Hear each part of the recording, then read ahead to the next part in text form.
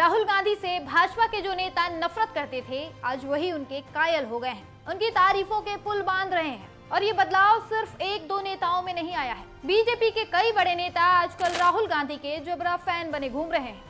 आलम यह हो गया है कि कहा जा रहा है कि राहुल गांधी को अब नए दुश्मन तलाश लेने चाहिए, क्योंकि पुराने वाले अब या तो दुश्मनी निभाने के लायक नहीं बचे हैं या फिर वो इनके फैन बन चुके हैं। जान लीजिए कि राहुल गांधी के फैंस की लिस्ट में ताजा जुड़े हैं केंद्रीय मंत्री किरेन रिजिजू।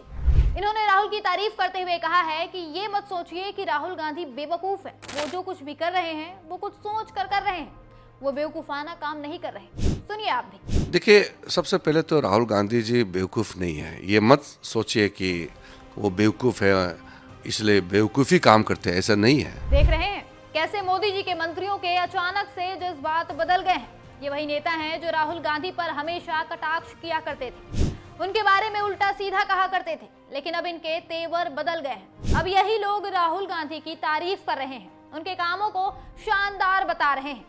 इसकी एक बड़ी वजह कहीं न कहीं राहुल गांधी की सहनशीलता है। बीजेपी के नेता और मंत्रियों ने जब भी राहुल गांधी को लेकर कुछ विवादित बयान दिया, उनके लिए नफरत उगला, तब राहुल गांधी ने उनके लिए प्यार भरे संदेश भेजे। न गुस्सा दिखाया, न कभी पलटकर एक शब्द कहा, बस चुपचाप अपना काम करते रहे।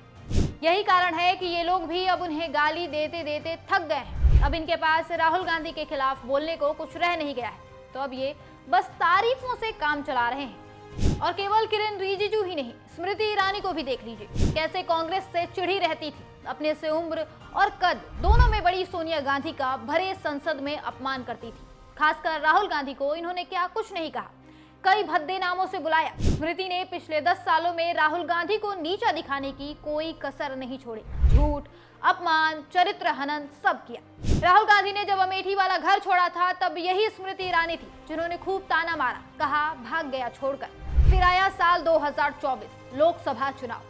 अमेठी की जनता ने स्मृति को ऐसा सबक सिखाया कि इन्हें इनकी सही जगह पता चल गई। स्मृति चुनाव हार गई। इसके बाद इन्हें भी लोग जमकर ट्रोल करने लगे, लेकिन राहुल गांधी ने तब इंसानियत दिखाई। उन्होंने लोगों को मना किया, कहा कि चुनाव में हार जीत लगी रहती है, किसी को ट्रोल नहीं करना चाहिए। राहुल गांधी ने यहाँ साबित कर दिया कि वो कभी नफरत कर ही नहीं सकते। उनके दिल में हर किसी के लिए सिर्फ मोहब्बत है। हार के बाद इधर स्मृति ईरानी के भी होश ठिकाने आए। जो नफरत वो सालों से पाले बैठी थी, वो धीरे धीरे कम हो गई। चुनाव हारने के कई महीनों बाद जब इनका राजनीति से संन्यास लेने का समय आया, तो ईरानी ने राहुल गांधी को लेकर एक बात कही। स्मृति ने राहुल गांधी की तारीफ करते हुए कहा कि वो अब अलग तरह की राजनीति कर रहे हैं। उनके एक्शंस भले ही बीजेपी को बचकाने लगे या फिजूल लगे, लेकिन वो कुछ सोच समझकर वो काम कर रहे हैं। स्मृति ने तब राहुल गांधी की व्हाइट टी शर्ट पर भी कमेंट किया।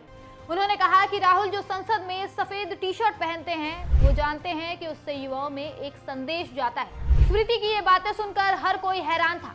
लोग समझ नहीं पा रहे थे कि जो औरत आज तक राहुल गांधी को लेकर उल्टा सीधा बकती थी, वो अचानक से उनकी तारीफ कैसे करने लगी। जो राहुल और उनके परिवार से पिछले कई सालों से नफरत करते आई थी, चुनाव हारते ही उनके सुर बदल कैसे गए।